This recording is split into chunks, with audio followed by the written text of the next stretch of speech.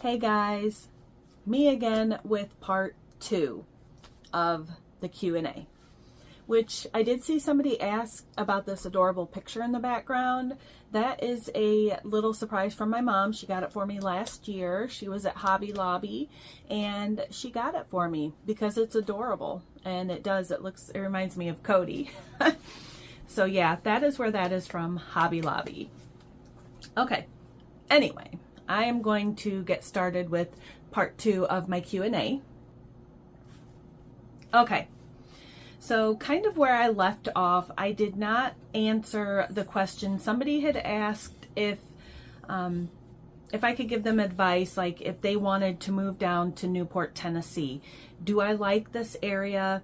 How do I think the jobs are? Are there plenty of jobs? Are they good paying jobs? Things like that. So I'm going to answer that first.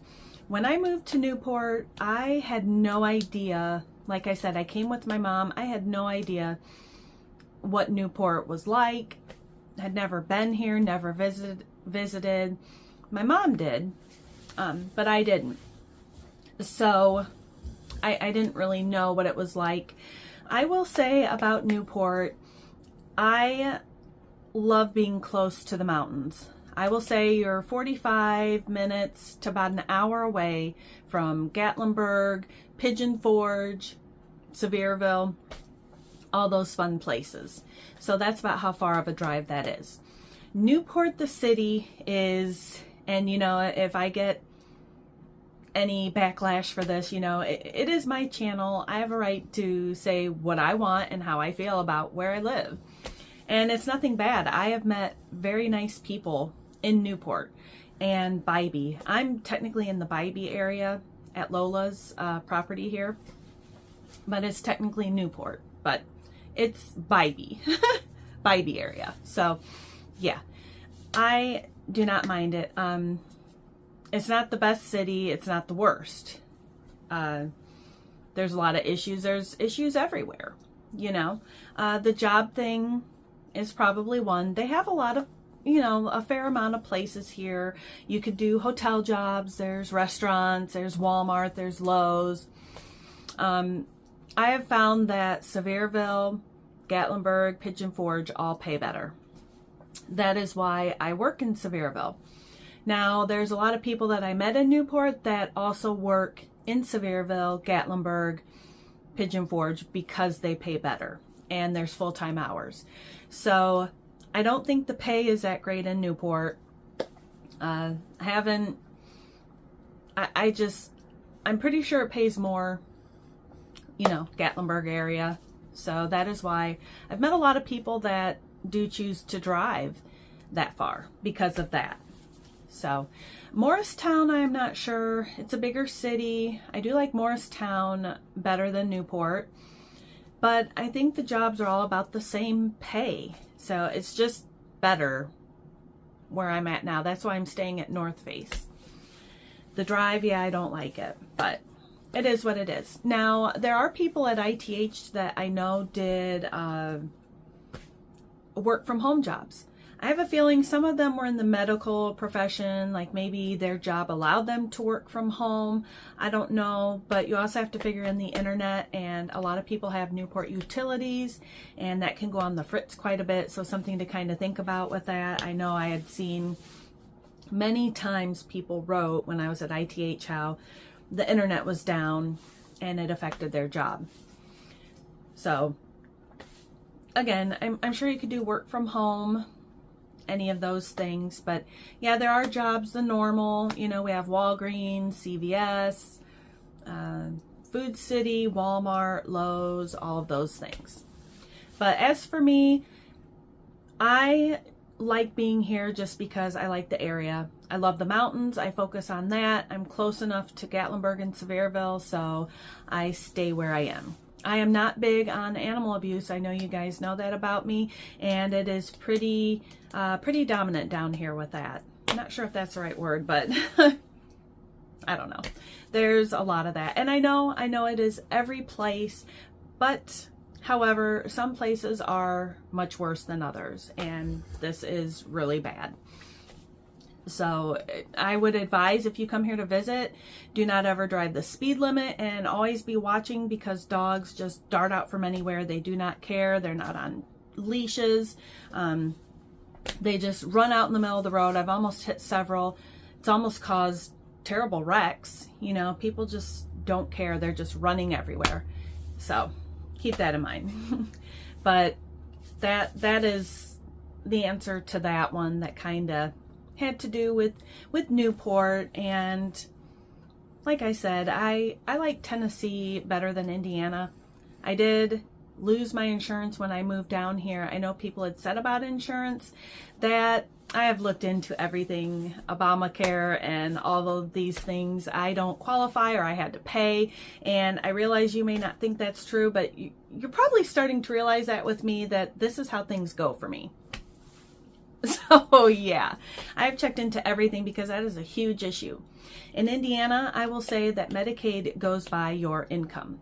It does not go by simply if you have a disability or you have a child living with you, like it does down here. And I had actually asked my doctor, and she had said that many other states, I guess, like, because I was told when I moved from Indiana down here that I would have that insurance, and you pay a certain amount. It's way less than, you know, any other insurance, obviously. But yeah, Tennessee wasn't one of the states that wanted to, I guess, offer more to more people, offer Medicaid to more people. So that is why it's really hard to get Medicaid down here versus Indiana. So that's a big problem for me. Anyway, I thought I'd explain that. And I did read comments. I've already talked to my mom. We will plan on doing a video in the next few days when I'm off work. So you can watch for that too. That'll be coming. Not exactly sure when, but hopefully in the near future here. I know you guys want to see that and ITH. Now, I do have one other thing I want to bring up too, because I have so much really to say about my experience at ITH. And oh, I noticed somebody had said, does it smell? Some people say, oh, and about mice. I never, knock on wood, I can't knock on wood there. I never had mice in my tiny house. We did have a huge gnat problem. That was a problem. And oh my gosh, centipedes. Remember that live? Yes, I had a few of those. Disgusting. You know, I have like a spider phobia. Centipedes were, oh, they're horrible. But yes, gnats were horrible. The smell at ITH, yes, there was a smell, a lot. I thought at first it might be sewage, maybe. I don't know. It was really gross. I started to kind of figure out there's a factory that, you know, when I walk the Milligan Mile, like behind there is a factory, and it has like all the cardboard and stuff. I started to think, is that like a wet cardboard type smelling thing? It was really gross. And I don't know if it was like mixing with, you know, a little bit of a sewage, but there was definitely a smell that was out there quite a bit. And I think it got worse in the summer, and the hotter it got, it was quite bad at times. I mean, I'm not gonna lie, it was really stinky. And the water, I don't know, because I didn't notice my water was brown or anything. I never drink water from the sink anyway. I always get bottled water. But the water was never brown unless they were like flushing something and they would tell us about it. So that was about the only time with me. That's all I noticed. But anyway, I have a story to tell. And you know, I am not at ITH anymore, so I can say whatever I want. I will say that it did feel almost cult-like to me when I lived at ITH. Like I said, you can't, I don't know if I said this in the other video, I'm sorry if I'm repeating, but it feels like you have to have this only positive things to say. Like, you can't admit anything. There's no problems. Everything's great. Everybody gets along. Yeah, it wasn't. And if you didn't think that way, you're like an outcast. And that is the truth. That's how I felt. And it kind of reminded me like cult-like. That's why I call the Randy worshipers. So they can't see anything bad or anything wrong that they do. So to each their own. But I do have a story to tell, and I can because, like I said, my channel, my Q&A, and my talk. I had a little incident with Will when I moved to ITH, and yeah, if you want to hear about that, I definitely know who Will and Becky are. I've never really talked about them. They lived very close to me, like on the corner where I could like see them when they were outside. And I can tell you, if you guys want to hear, leave a comment down here. Say, yeah, Melissa, we want to hear your little Will story. Like when I literally just got here with my mom, and I've kept quiet about it. And I know some people, I don't know why I would make that story up, but yeah, it's quite funny. So again, if you want to hear that story about Will, leave it in the comments. I can do that. Okay, one more thing before I go. I'm going to go and clear something up on my video, the part 1 of Q&A. I talked about how my daughter chose to live with her dad. And I've seen some comments. I forgot to I don't want to go into all of the details. But like I said, my daughter was old enough to choose.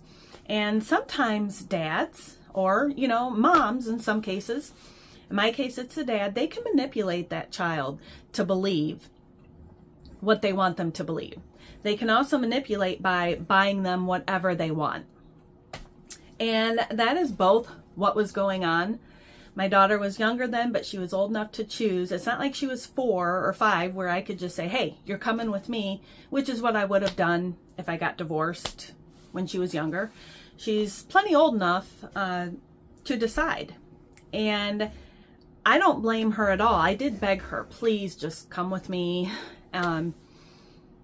But she made her choice, and I understand that. You know, she was young, and her dad was is a narcissist. I will just say I never knew what a narcissist was until that guy. So they are very, very manipulating. They are very believable. They can just, people believe. I found this out in court, you know, our lawyers talking to each other when I was getting divorced. And it's just, they're very charming. That's what it is. Charming. And they can get people to believe pretty much anything. And to each their own. I don't even want to talk about that because it just makes me mad. But I will say my daughter is older now, and she is seeing the truth about her dad. And she is old enough now where pretty soon she can just decide and come down here if she wants to. And we don't have to worry about courts because we did have joint custody, even though he really has nothing to, he doesn't really have a lot to do with her. I'm not going to get into any more of that. We have a relationship. My daughter knows how I'm struggling when I was left with nothing, and I have my health issues. It's very hard to even work part-time. And that does take its toll on you mentally, a lot. But she does know my struggles, and we talk a lot. We've talked the whole time that, you know, I've been divorced. I have seen her in Indiana. So that is all I will say, because somebody had said, well, if the mom isn't fit, that's not the case. She was old enough to choose. She made her choice, and she knows it was a mistake now. Okay, that's all I'll say. Anyway, that's it for this Q&A. I want to keep it shorter than the other one. I think I answered a few of those questions, and yeah, I think that's it for now. If I missed any, I'm sorry. Let me know if you want to hear the story about Will. And thank you, Paul. I forgot to mention this last time. Paul, you sent me a letter with some information, and you also sent me a little bit of money in there, and I really appreciate that. Thank you so much. And I did actually get a pizza before and a coffee with that. So thank you so much. I didn't want to forget that. So that's it, guys. I'm going to go out and try to do some orders, and I'll be back soon. Hope you enjoyed this. Bye, guys.